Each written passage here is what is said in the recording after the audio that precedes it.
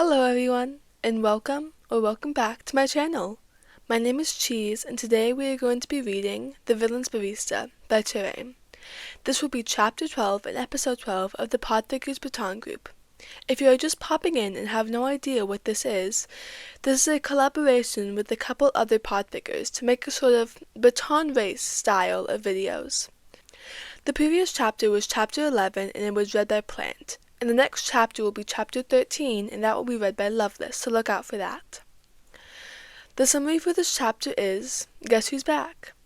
The notes for this chapter are, thank you so much for all the comments, kudos, bookmarks, and hits. I appreciate it. This chapter is more like a filler, but the place will be useful in the future. Maybe. See the end of the chapter for my notes. The tags will be put in the description, and the link to the fic will be in the comments. Now, with all that out of the way, let's start. Izuku wakes up feeling lazy. He still can't believe he'll be alone for the whole week. Shoto, of course, will be at the summer camp. So is the League of Villains. Tomura wants them to be at the hideout early to brief them on the plan. After that, they will settle somewhere at the camp. Izuku wants to be mad at Tomura. He doesn't even tell Izuku that he brings two unstable, sadistic sociopaths and someone younger than Izuku to this mission. If it weren't for Izuku's puppy eyes that he used on Dabi to tell him, he wouldn't know.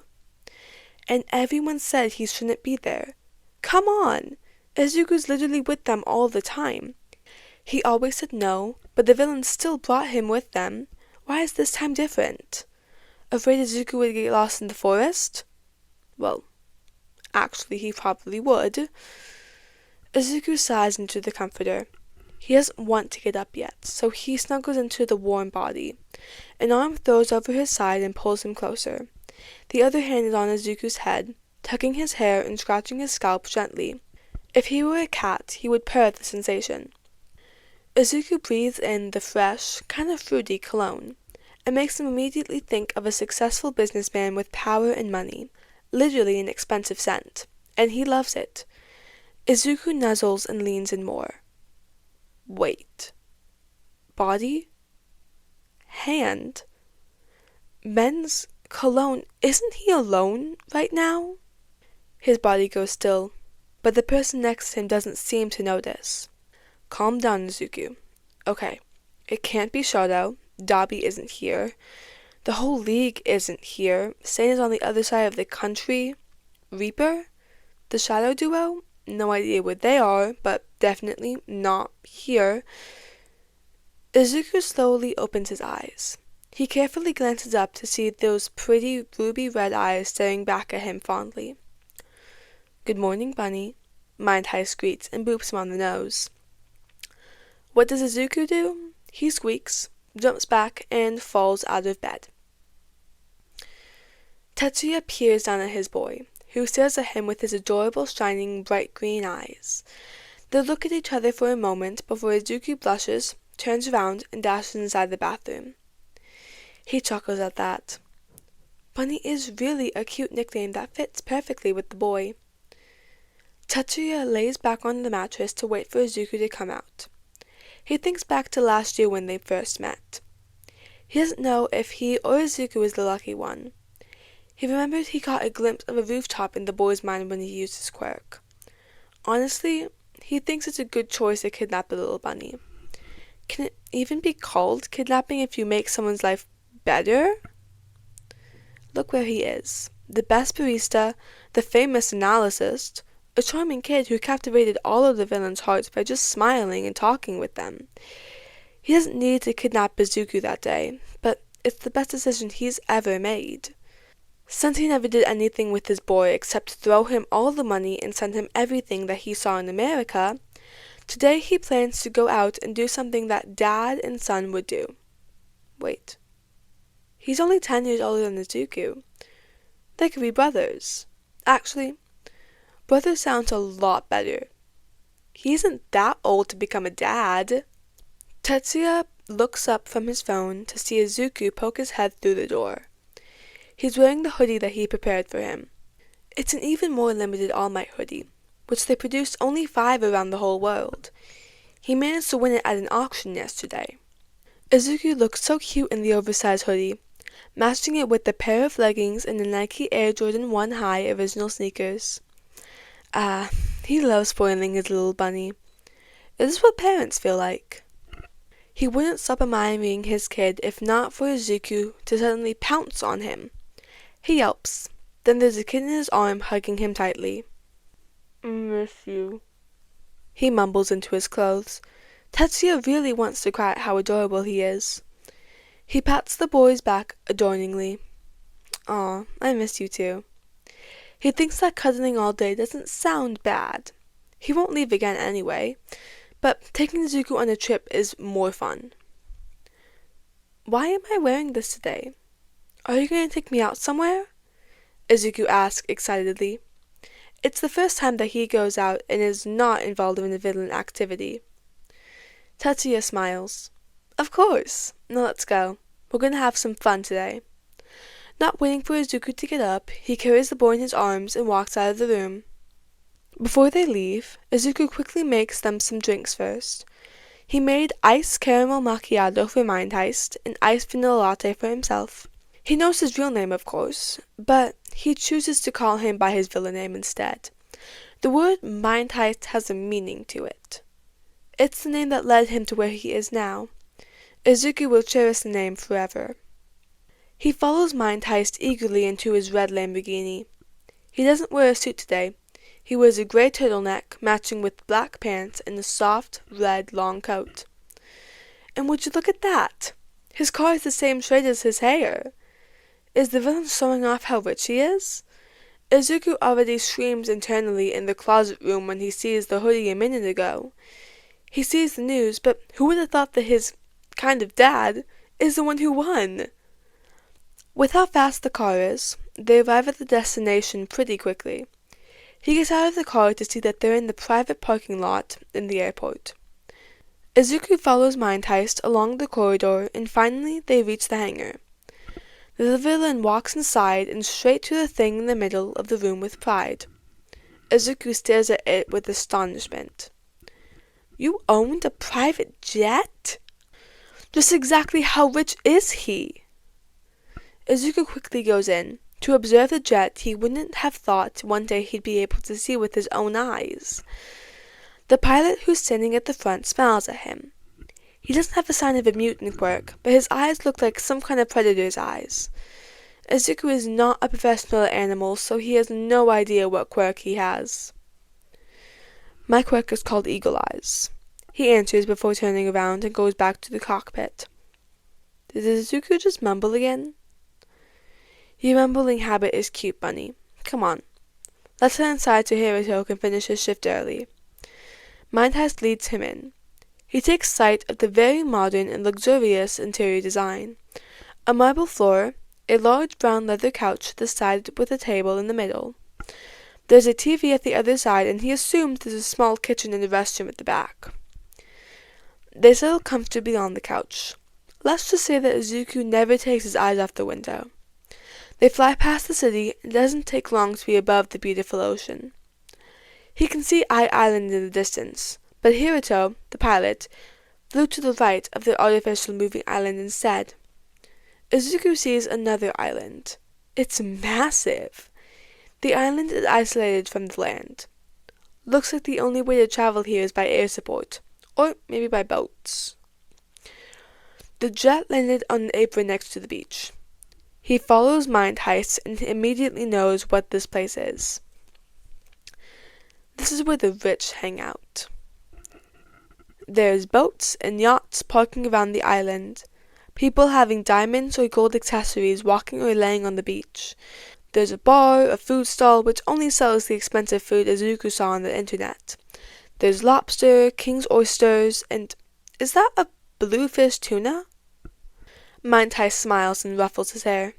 Hey, Bunny, this place is amazing, isn't it? But let's head inside. The fun stuff is over here, too. Then he whispers, the food is more delicious, too. Intrigued, he quickly runs to catch up with the villain. This place is a paradise. It's like this is a whole different world for the wealthy. There's hotels, restaurants, cafes, and many more that's literally all 5 stars rating. Everywhere he stepped on screams luxury. And in front of him, a casino, which takes up most of the area in the island. He knows instantly that this building is why there's a lot of people here. Normally, casinos would be crowded in the evening until night. But when he walks in with Mind Heist, Izuku meets with so many gamblers around. The surprising thing is, Izuku definitely knows most of them. Top 100 pro heroes, politicians, even villains and vigilantes. He blinks at them confusedly. Villain-friendly zone is weird, right? But look at this. Mind Heist speaks casually. Do you know why they can all be in the same place without any problems? Huh. That's an interesting question. The villain-friendly happened because the boss negotiated with the commission. But this place, they don't care about the hero-villain thing at all. It's like they pretend the other side doesn't exist. Is there something that he's missing? Izuku looks around. Maybe there's a common ground? He guesses. If not, then maybe there's someone powerful that can control both black and white side. But he doubts it. You really live up to your name, little bunny. He pats Izuku's hair. That's right. The common ground is money. Aha, that makes sense. It's above everything and more important than anything here. Ah, that makes sense. It's above and more important than anything else. Honestly, I think money can solve anything. But what's the thrill if everyone has it? So this place is 100% a neutral zone. Forget your villain or hero name, because the only thing that matters is the money in your pocket. Izuku nods in understanding. He walks around, looking at people losing and winning a ton of money. Izuku's really interested. He's still considered underage to be in here, but like Mind Heist said, money solves anything. Then comes in another question. But why did we dress like this? The dress code in this casino is definitely not a hoodie or a fabulous long coat. Izuku sometimes sees people glancing at them, but he doesn't know their reasons. Because Mind Heist is famous? Because there's a kid? Or because their outfit's looking out of place? Mind Heist looks at him like he just said something funny. If we're rich, we can wear anything we want. And he adds, your hoodie is worth more than half these people's wallets. With that, he walks away to the blackjack table and sits on the empty seat. Izuku wants to watch, but then he spots a group of familiar faces. He pushes through a crowd that just formed because they want to see the famous villain play. He walks towards the men in the expensive suits that are currently hanging out at the bar. Wow, they look good. He never saw them in this attire before. Reaper! Izuku waves at the serial killer, catching the others' attention too. Overcast, Umbra, and Pharaoh look up. Oh my, Izuku-kun, I missed you. Overcast grabs him and pulls him in for a hug. Ah, where have you been? Oh my god, you guys look so good in the suit. Izuku looks him up and down, and damn, he could be a model. I always look good. Umbra speaks up and pats his head lightly. Reaper and Pharaoh reluctantly received a hug from Izuku too. Did he mention that they look good yet? Reaper normally wears a coat and covers his face with a hood, but now, his hair's done, he's in a tuxedo, and why does the villain need to be this attractive again? And don't forget to mention Pharaoh. Who would have thought that a royal blue tuxedo would look phenomenal on his cloth quirk? What are you even doing here? The villain asked. Mind Heist wanted to take me out. Didn't know he would bring me here. Izuku chuckles. They look at each other and then back at Izuku. Well then, Overcast trails off. Cloth shoots from underneath Pharaoh's sleeve, wrapping around him, and the next moment, Izuku gets dragged to the nearest roulette table. Let's have some fun, baby! Let's go, boys! Tetsuya laughs. He just won another sack of money. The bystanders clap at him and he bows back happily. The pretty croupier shoves the cash in his hand and gestures to the others that she'll take a break for a moment. That leaves him with her, a couple of high-rank villains, and some vigilante on thin ice before becoming a villain gathering around the table. A waiter brings glasses of wine for them. So, she starts. He nods for her to continue. The guy with the wolf mutation speaks instead. You bring your little alpha one here today? That makes him huff. Don't say that in front of him. My bunny is way too cute to be called that. You didn't deny it. Tatia sighs. Alpha One's plans suck. I can't believe he's going to do that. He still can't accept the supervillain's suggestion. Even if his body is on the verge of death, throwing himself into Tartarus is such a stupid thing to do. Maybe 200 years of constant killing one-for-all users is starting to get boring? The mint-hair vigilante says jokingly. But he can't let one child take care of the League and then another even younger kid takes care of his business, the silver-hair villain exclaims, but there's a hint of amusement in his tone. Actually, Tetsuya isn't too serious about all this matter, just like all the people in the underground. He just hopes All for One could rethink again. Think of a plan that doesn't involve his bunny to be a part of it. People around Bunny just got a whole new image of him. Overcast and his friend introduced the boy to gambling, and guess what happened? Maybe Izuku is feeling the inner self too much. The moment he won the first ever game, it's like he released so much adrenaline that he wants to play more. So, the next hour, he beat the shit out of millionaires, villains, or heroes alike. And right now, when his energy has run out, he thinks he really needs to stop. Not that he pitied the guy who won't give up to win against the famous analyst, and somehow lost all his money. Maybe you should become a professional gambler, Overcast says in amazement after he and Pharaoh collected all the cash inside the briefcase. Scary, Reaper mumbles. Izuku blushes. I just won a couple of games. I even lost in the wheel game thing. That game depends on luck, Bunny. That's the only game you play that doesn't use your brain, Umbra comments. He gives up.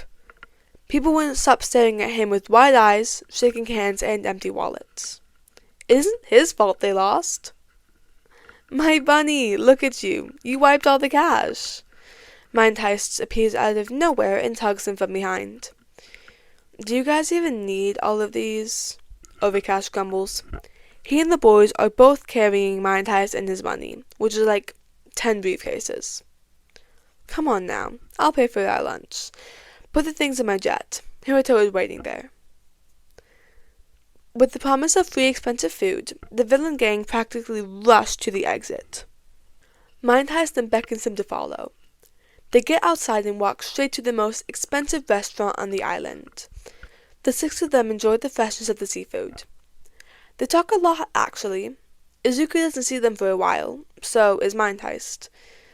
The guy is happy to be able to catch up with his henchmen after going to America for a while. After that, it's time for a departure and the end of his trip. Mind Heist has something to do in the evening with his boss. When does Mind Heist even have a boss? Who is the boss anyway? Izuku doesn't know what goes on in Mind Heist's mind to walk back to the cafe, in the daylight, where heroes patrol literally everywhere. But whatever. At least they stopped by at an ice cream shop. Izuku got a mint chocolate chip ice cream, which Mind Heist has the audacity to say it tastes like toothpaste. He got himself a red wine ice cream.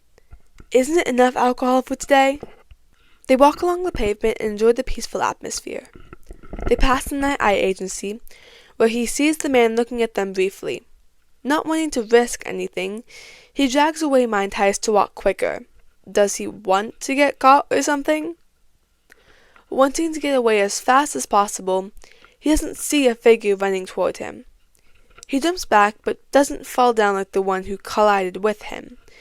Izuku looks down to see a little girl with a small, cute horn sticking out of the side of her forehead.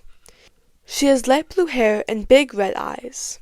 What makes him feel uneasy is the dirty hospital gown she's wearing and the bandage wrapped around her entire arms. Mind Heist stops behind him. Izuku then kneels down to her. Sorry, are you okay? He smiles at her assuredly.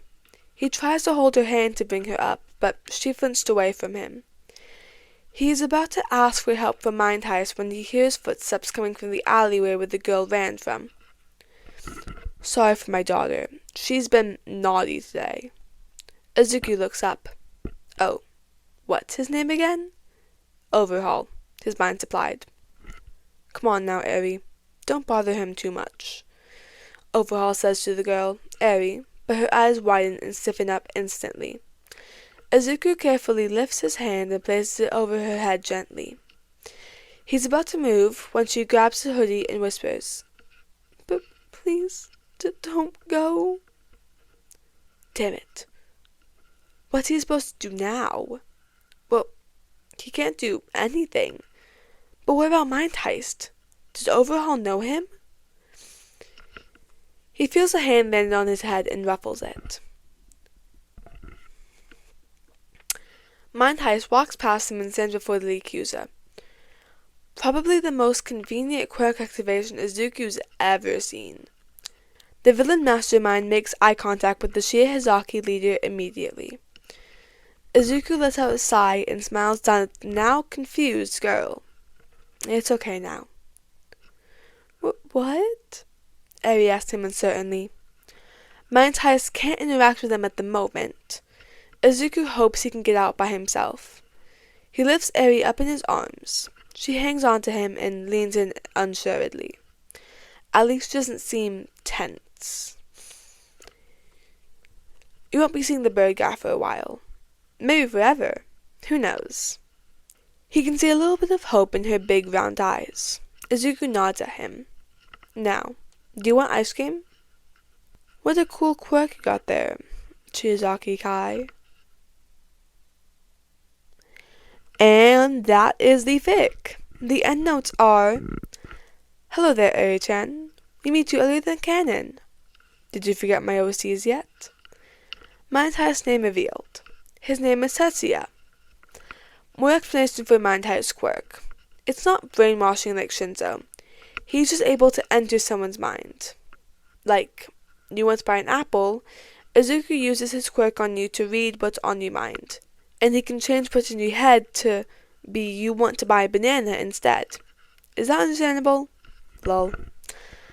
The first chapter, he used his quirk on Izuku to read only. At that moment, Izuku was thinking about the recent events. All Might, his mom, his life. That's why Mind Heist knew what's going on and wanted to kidnap the poor adorable kid. If his head isn't full of that, then Mind Heist wouldn't have known. Mind Heist's quirk only works on the current thought of the person at the moment he uses his quirk. His range of a thought in your head is around 1 hour now. If he uses his quirk on you, you're not going to faint like Izuku. He was just tired that day. You won't become blank, and you won't notice it like Shinzo's brainwashing. It's like your time would stop for a second. So, if you're in a hurry or not observant at all, you wouldn't even know that Mind Heist used his quirk on you.